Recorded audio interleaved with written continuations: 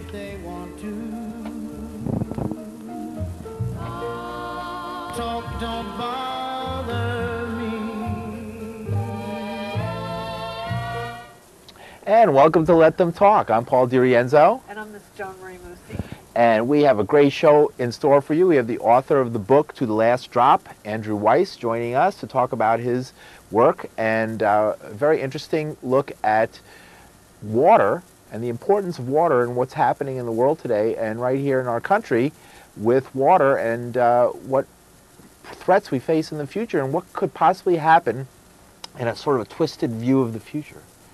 So, welcome to the show. Welcome Thanks to the very show. Very good. Lovely to be here. Now tell us, Andrew, what motivated you to write this book? Well, I've been living in New Mexico for about 10 years, and the town that I live in is called Madrid, and is an old coal mining town, and then it was a ghost town. And the issue of water there in the desert is certainly quality and quantity, and there's not very much water, and in this town in particular, all the water filters through these coal-rich layers and is pretty much undrinkable. So just my daily life, not being able to drink tap water is an issue. And in 2001, the beginning of 2002, when the United States invaded Afghanistan, watching our soldiers on top of those ridges, I was really struck by how much the landscape reminded me of New Mexico, which led me to thinking, well, if someone were to invade New Mexico, how easy it would be to defend against, no matter what size force, one person in a cave fighting on his own land for his own land. But, you know, things that are happening over there tend to be abstract. We see them on TV and we can read reports. But by bringing it into our own sphere, the story really expands to people you can relate to more directly. And it's kind of a dystopian novel. A little bit, yeah. It's looking to the future. But the other It's a thing little I ugly. found really interesting about it was that the whole idea of water is also familiar to the American culture because of Westerns. Yes. And the whole idea that water rights, I mean, even Bonanza or whatever, you know, you do have that sort of connection to it. And a lot of people that I've mentioned the book to recommend it, by the way, because I loved it, have brought that up immediately. Oh, water rights, I love that. Yeah. I used to always watch Westerns. You know, it's a common sort of thread through American culture. So, Well, I noticed the bad guys and even some of the good guys are having one steak after another throughout the whole movie, throughout the whole book, throughout the whole book. And we know that cattle drink, I don't have the numbers off the top of my head, but I think one cow, 1 pound of meat uses some phenomenal amount of water. Right. And when you factor in the fact that the cow's feeding on grain. Right, and the grain has to be grown with water. Exactly. The fat cow has to be fed with water. Water is used to clean the area where the cattle are being kept. So, in processing the meat, it's a huge amount of water. And, you know, we know that folks in Texas, which is the protagonist state in your novel, are big steak eaters. Yeah. But as are the New Mexicans as well. It's a popular dish. Right, and so it's interesting that they're pursuing something that uses quite a lot of water. Absolutely. Right. And it's that... And a culture that uses... We live in a culture that uses a lot of water. Absolutely. And one of the things which has spread Western expansion was for creating the dam system. You allowed irrigation, which is great. You can grow crops. There's a lot of sunlight out there. So you can grow crops you wouldn't be able to grow without irrigation, but that increases demand. And when the dam system is inadequate to meet that rising demand, then you have to go to groundwater. And groundwater doesn't replenish very quickly. And so you're left with a situation where you've created this tremendous demand. Let's define some of our terms. Sure. Folks, in New York, we have a beautiful reservoir system that feeds New York City with all the fresh, beautiful water it needs from rain in reservoirs. And we're rarely, occasionally we'll have a drought, but what we consider a drought is nothing compared to what's happening right now out west. So where out west in the dry desert areas, West Texas, New Mexico, Arizona, where do folks get their water? How can they drink? Millions of people, how do they, the people in Albuquerque, the people in Phoenix, the people in Dallas, where do they get their water from? Well, it started originally with the surface water. The Colorado River is the main source, and then the Rio Grande. But that proved inadequate almost 100 years ago. So they began damming it to try to save more of it. At this point now, it's mostly groundwater. They're pumping it by, what is groundwater? What is the term? Groundwater, they discovered that there is an enormous freshwater ocean in the middle of the country called the Aglala Aquifer. And there's other aquifers scattered around. So to access this water, you have to drill down, depends on where you are, but you have to drill down 100 feet, 200 feet. And you've got water which trickled down there at the time of the dinosaurs.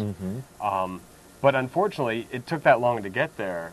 The rain that falls on the surface, the inadequate rain that falls on the surface, it takes that hundreds, thousands of years sometimes to reach down there. You're not going to, you can't recharge those aquifers. Well, I noticed right from the beginning, one of the characters in your book is a molecule of water. Right, well, to the last drop. To the last drop. And we have the cover of the book behind us. Now let's give out like the yeah, website and everything. yeah, what's your 'cause website? People, I'm sure, are already interested. Yeah, how they can find more about your book. Well, the book is called To the Last Drop, and the website is tothelastdrop.com. Okay, Oh, and you can see the Yeah, name I right thought that above was us. nice and obvious. Yeah, right, it's pretty obvious. There you go. So you can see it, just add .com, and you can find out more about how to get the book and more details about the reviews of it, amazing reviews. Now, I have a question about the writing style. So away from sort of the content and topic of the book, but it's written in a way that you go from, you follow several characters. And so there'll be, you know, a chapter from this point of view, that point of view. Why did you decide to write it that way? I've always been interested in reading and writing books like that. And the first book that I came across, it really did that well, taking one simple story and splitting it open and seeing it from all these different points of view. Yeah. That was As I Lay Dying by William Faulkner. Well, Faulkner, exactly. Yeah. And that's always been intriguing. And when you have a story like this, you know, you're dealing with water and oppression and all these sorts of things. You need humor to keep it afloat, aloft. And the best way to get to humor is through characters. And by telling the story from not just the good guys, but from the bad guys' point of view, there's so much. There's so much to explore. Even your good guys have a lot of bad guy in them. Yeah. Which I love. Flawed. Which is, yeah, right. Everyone's truly human. Yes, there's very flawed human people, and getting back to the content of the book, because you have the state of Texas and the state of New Mexico, and you make out the government of New Mexico as basically a bunch of boobs. Is that really the way it is? Is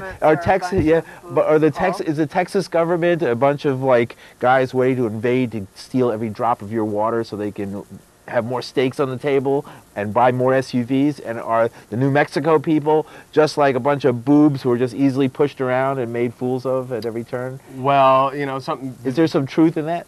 I would definitely believe there's a little bit of truth in that. The lines might be drawn a little heavier, and you know, there's just like the characters are flawed. Right. You know, in reality, it's not quite. You know. So extreme, but at the same time, having lived in New Mexico, I mean, there's a reason, and it's a beautiful state. And I grew up in New Jersey, but I found this little town, I found the state that really feels like home for me. But it's got a lot of problems, and they're not being addressed in very constructive ways.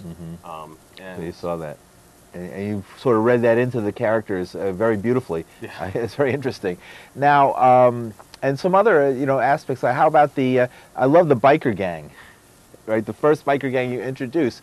Are there really biker gangs like that in New Mexico? There really are biker gangs like that in New Mexico. Right. Wow. I don't want to say. Names. I don't want to name any names. Right. But in New Mexico is an outlaw feeling to it. It's sort of a forgotten state. There's people that don't really realize that that's part of the United States. And it sounds ridiculous, but I was getting on an airplane at Newark Airport and someone asked me for my passport because I was flying to New Mexico. Right. Really? Right, yeah. Really? Well, really? Right. So or New Texas, as they call it. Exactly. Now, that's to me that was fascinating because you managed, and one of the things I loved about the book, as far as I've read so far, is that you managed to make it so believable, the almost preposterous notion, ludicrous notion on the surface, but you made it believable of one state invading and conquering another state within the United States. Well, you passed through that, the reader suspending their disbelief. You managed to do that. Easily. Yes, You it's did. amazing how you Great. do that. I mean, because you would, my first thing, oh, come on, that could never happen. But when it was done, I'm like, oh my God, New Jersey's going to invade New York, or New York is going to invade New Totally Jersey. believing. Right, right. And the federal government is going to say, we're not getting involved. Now, Right? luckily, Paul has not finished the book, so he will not be giving away the end. I don't know the end, and I hope nobody else dares give away the end before I finish the last 100 I forgot pages. actually what happened. Good, good, good. And so it is a very gripping book in that way. And I know you were going to read us a segment of it. Would you like to If now's a give good us an time, opportunity? this will just be about we're gonna 5 read, minutes. We're going to read a segment of the book to you, and then the we'll characters give out are the so information. interesting, fascinating information, fascinating account. So the section I'm going to be reading, the character is U.S. Armstrong, and he's the commander of the Texas State Guard, which is the invading force. And he becomes military governor of the territory, which is New Mexico. But when Texas invades and takes it over, they rename it New Texas. It becomes a territory of Texas itself. So this is U.S. Armstrong in Santa Fe, delivering the address, letting people know that changes have come. The wind was up, blowing the first fallen leaves around Santa Fe's plaza. So much the better. It gave a dramatic effect. General U.S. Armstrong, 11 foot tall in his formal State Guard dress, topped with his broad white hat, standing on the plaza grandstand. They were waiting for the ancient PA system to start working. A better backdrop would have been the St. Francis Cathedral, better than the tourist fly traps and t-shirt stores lining the plaza. But here they could accommodate the crowd and the cameras. The crowd, mostly press, some locals, a few confused and wayward tourists, ushered in by state guardsmen, were also waiting. Something of historical importance was in the air. The tall general, eyes hidden by his enormous white hat, was about to remake the world. A squealing assault of feedback brutalized the crowd. "Sorry," said the peon working on the PA. "I got it now, I think." U.S. tapped the microphone and heard the sound echo back to him. He nodded and had the world's attention. He straightened himself up even taller, his hat nearly touching the roof of the grandstand. "Good morning, ladies and gentlemen." His drawl was patient and deep, all penetrating. As commanding general of the Texas State Guard and authorized representative of Governor Burton of Texas, I am pleased to announce the end of hostilities. I hereby proclaim that being in possession of the capital, Santa Fe, I am therefore in possession of the entire territory of New Texas. We came as friends to better your condition through development and progress and make you part of the great republic of the state of Texas. And believe you me, we're going to get her right. He paused for light applause from his staff and soldiers. General Armstrong continued. All city, county, and state police are hereby restored to duty under the flag of Texas. All civil authority are ordered to return to work to help the advisors from Texas take over day-to-day administration of New Texas. Schools are ordered to reopen, and truancy will not be tolerated. You are asked to return to the regular course of your lives. Local election proceedings will begin as soon as the territory is able to handle the responsibility. We have claimed New Texas to ameliorate the suffering of its people and restore order to a failed territory. One more thing.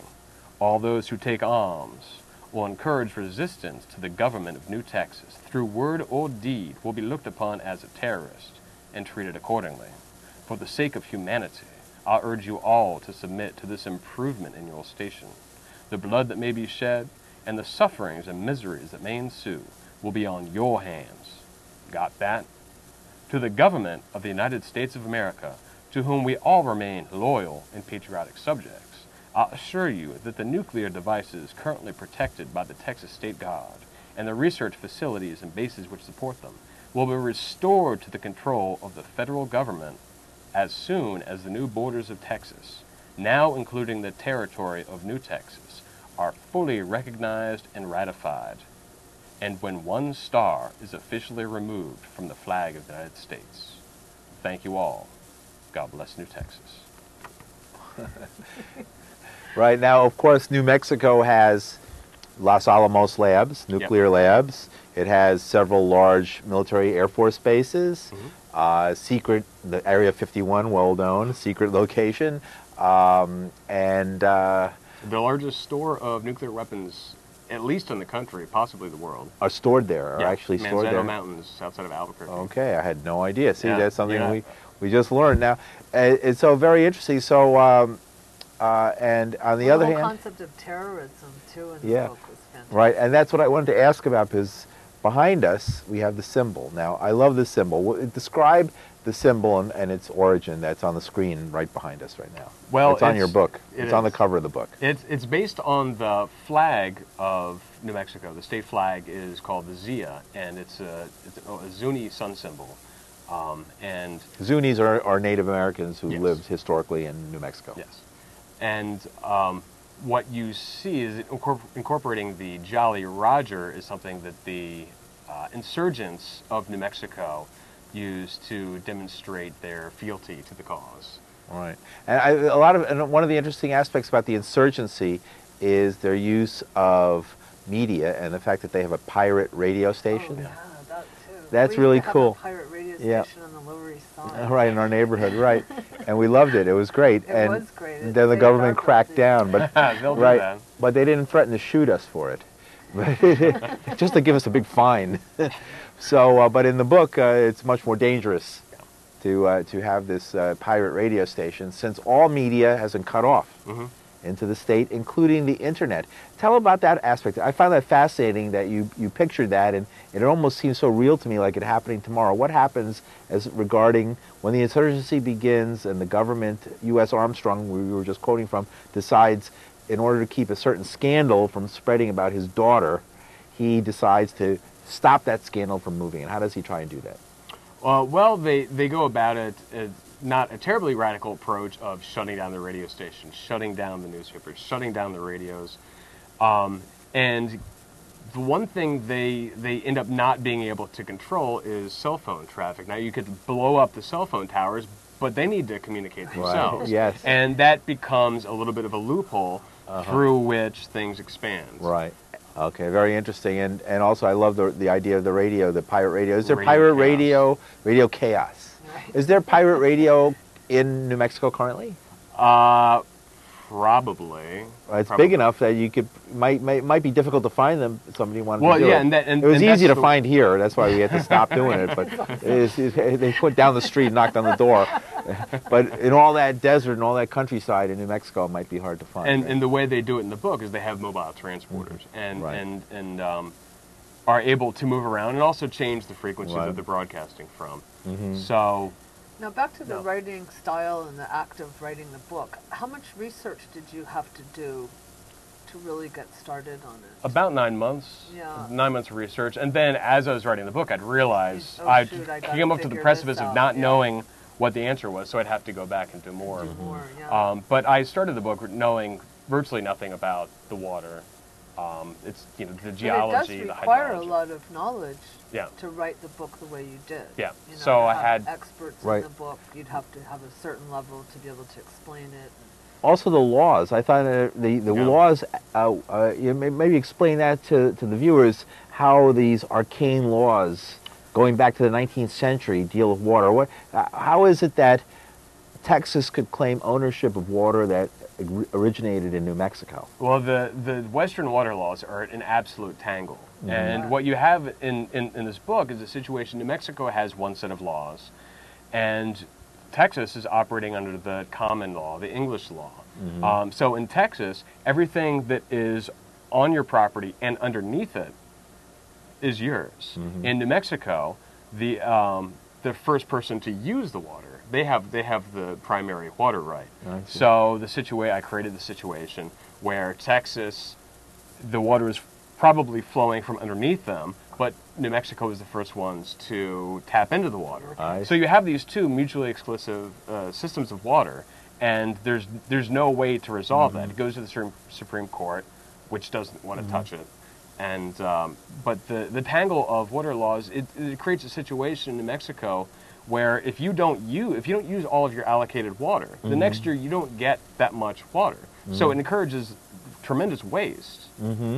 If you don't, Right, to overuse it's like highway so that- money. yeah. Yeah. If you don't use up your budget, you don't get the money next year. So you have to pump out water, even if you're not. Your alfalfa is already done. Right. You still have to keep pumping out or else water. Next year you might Right. be short. Yeah. And that leads to the flood in the beginning of the book, Yep. right? Because they're overusing the water, and it's right annoying the Texans who say it's our water. Yep. You can't do that. We need it. It's underneath our state, and according to our law. And to find out more, to thelastdrop.com. Yes, To thelastdrop.com. right there, to thelastdrop.com. Now, historically, it's not that far-fetched because Texas all. has invaded New Mexico before. 3 times. 3 times. What are the 3 times that Texas has invaded New Mexico? Do you remember? I think that's Yeah, I fascinating. researched this book starting in 2005. Texas invaded New Mexico for its water every time. They wanted to get control of the Rio Grande from its source all the way down to its delta. So, boy, you put me on the spot with the exact Right. dates. You don't have to give the exact dates. Just well, give us a rough but it is idea. I interesting. understand. That Yeah, it's never fascinating. Yeah. The most interesting, from my point of view, the most interesting time was during the Civil War. I wasn't even aware that the Civil War went that far west. But Texas, which was a slave-owning state, invaded New Mexico, which was a free territory, in part for the water, and also to extend the Confederacy all the way to the Pacific. If they got the ports in the Pacific, they could break the naval blockade in the South. Right. It would have changed the course of the war. And So they chased slaves too? Did they do that? oh yeah, Yeah. that was the idea. The Confederacy could only grow. Right. That's So- actually The Good, the Bad, and the Ugly, the movie. Yeah. That's about one of the battles in the Civil War. Yeah. Although it's sort of, they took quite a lot of license with it, but Well, that's a sometimes big you have scene. to Right, tell a good story. right, As a tell a good story. novelist. Right, as I a can novelist. appreciate that. Right, and you know, but it was a great movie, you know, and I love that movie, and it has the battle, of course, and when they find the gold in the cemetery, and they see they're looking for a grave, and then they go to the Civil War cemetery, and it's got like 10,000 graves. Uh-oh. Right. That's the thing Now, about the what Civil about War. the next Yeah. thing you're going to write? Do you have a next project? Well, I have a book that I'm trying to find an agent for right Okay. now, or a publisher. It's called Pirates of Crude, and it is about modern pirates in the Caribbean that are pirating drug smugglers. So it's a great old-fashioned, old-timey pirate story with all of those old tropes and all of those great bits that are so entertaining. But it takes place right now. It's Contemporary 2010, and you know, while the modern pirates are on speedboats and they have machine guns, the tactics are the same, the motivation is the same, and you know the fact that they're ripping off cocaine instead of Do they wear Spanish Philly gold. shirts? I was gonna wear a puffy pirate shirt. Yeah, just for the television, right? Well, Well, that sounds fascinating. yeah, great. It I does. think so. That book's a lot of fun. I'm hoping I can be back here soon to read With from your- its Yes, that sounds great. actually Yeah, published great. form. Oh, cool. Now, that's interesting because you have oil and water because, in a way, it's interesting because you're drilling for water, and water is even more valuable than oil in some ways. Absolutely. You could live. It might be difficult, but people can live without their cars. Yeah. People have lived without cars for Nobody's a long living time. without Nobody's water, ever yeah. managed to go without water for 3 days. Right, right. And now, what is this? A huge drought in the Southwest, greater than ever before, may or may not be linked to global warming. What are people right now today in places like West Texas, New Mexico, Arizona? What are they facing as far as real drought, about the real threat of drought out there? Well, one of the issues when people talk about drought is forgetting the fact that it is a desert. It's supposed to be dry. Yes. And as Edward Abbey put it, there is no lack of water unless you build a city where no city should be. And you have Las Vegas, you have Los Angeles, Right. you have Albuquerque, you have El Paso. You have these tremendous sprawling western cities that expand outward and consume an enormous amount of water. You have Sure. swimming pools, you have golf courses, Right. and just the regular daily life. So with this tremendous demand, which keeps increasing, the population of the Southwest is Yeah. expanding rapidly still as we speak. Yeah. And no one's really looking ahead. Albuquerque is subsiding because they're drawing so much groundwater out. The city is actually sinking a foot or Because two the a year. water underneath is going away. Yeah, it's like letting the air Being out of a sucked tire. out, right? Okay. But nobody wants to make the critical move. Like, maybe we shouldn't build another golf course because there's Because it isn't nature's fault. Yeah. Well, Exactly. the Colorado River doesn't even make it to the sea anymore. No. It's just the The Rio Grande either. Yeah, Rio Grande doesn't make it. I've seen all the National Geographic. It just gets sucked dry before it even gets there. That's amazing. So now they're sucking it out from underneath the ground, Yeah. and it's not going to be easily replenished. It's No. not coming back in our lifetimes. No. Maybe in the lifetime of the entire human species, but not in our personal We lifetime. may have to wait if there's an after the human, if there's something after the Yeah, human thousands species, of years from now. then you might see some good recharge. So we're really using up this resource, as far as our lifespan's concerned, a non-renewable resource. And for one-shot deal to have a city that will turn into a ghost town. And actually, you mentioned it was growing. If you look in the newspapers, Phoenix has like 1/3 of the homes are now in foreclosure, some humongous percentage. Yeah. You know, and when we A were different kind of force of nature. yes, Yeah. right, are undermining all of that, which is interesting. Well, we got a couple minutes left. Great book. I really recommend it highly. Oh, Joni me too. recommends Yeah, it highly. fantastic. To the last drop. It brings together all these fascinating characters of what to me is one of the most, if not the most interesting part of the country, and with an interesting history, interesting people, interesting food. What about a quick teaser about your Yeah. dad's book? Oh, You I'd mentioned love that to to. me, and I Oh. thought that's also a fascinating topic. So we'll come back and talk about it, but just a quick teaser to people. I'm trying to sell my father's last book. He passed away in November, and he was a professor of political science, and this is his 12th book. It's called Washington's Forgotten Revolution. He lived in Washington, D.C. during the 50s, and in 1954, with desegregation, you suddenly had a tremendous white flight, and Washington, D.C. transformed from being 75% white to 75% black in about 3 years. Wow. A complete turnover. Became the first city with an African-American majority. And there's eyewitness accounts of this is, it's a combination of urban studies and memoir. Oh, So you have, he was a political science professor. What So college did you? Drew University? Drew. In Okay. Madison. Sure. So you have the blending of this scholarly approach to the trends and looking beneath just the raw data to see why these things are happening. But then you also have his eyewitness accounts of actually He's seeing this there, yeah. on the playground, on the playground where he played basketball. And the neighbors moving. And the yeah. neighbors are moving, and he's got new neighbors. And then, eventually his family moved out to Wheaton, Maryland, too. And he goes back. Washington was always a part of his life, but New York's his favorite. So that's an account of that change, which I didn't even know. Yeah. about Yeah, this I didn't know it either. I knew it was a beautiful, liberal, mostly African-American city, which I love as part of my life to go to Washington. My family lives there. And so I did not even know about that history. Yeah. So fascinating. So I'm glad we had an opportunity to plug that book. Me and too. we'll have you on again to talk about it and about your next book, about the pirates. Yep. Right? And the one after that. Right? And the biker pirates in New Mexico and the water pirates out in Caribbean.